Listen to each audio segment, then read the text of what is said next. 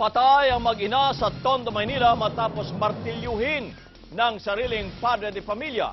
Nagbaril din sa sarili ang suspect matapos gawin ang pagpatay. Nagpapatrol si Jeff Canoy. Humingi ng saklolo sa otoridad si Lola Flora kaninang umaga. Gigisingin daw sana nito ang pamilya Cruzat sa kanilang kwarto para mag-almusal.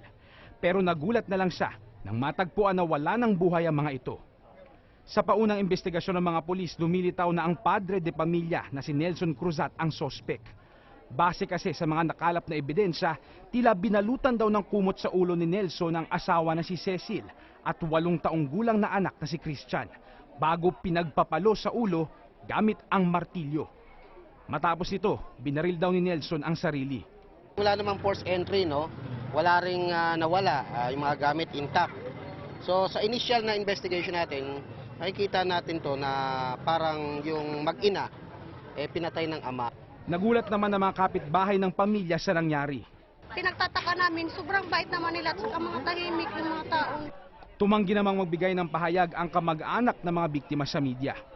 Sa ngayon, hindi pa matukoy ng mga pulis ang motibo sa krimen, pero may lumutang ng anggulo na magiging kritikal sa ginagawa nilang investigasyon.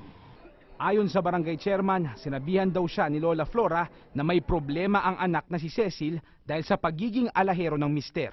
Sa maraming problema, kinukwento. Problema sa financial. Patuloy ang ginagawang investigasyon ng Manila Homicide. Jeff Canoy, Patrol ng Pilipino.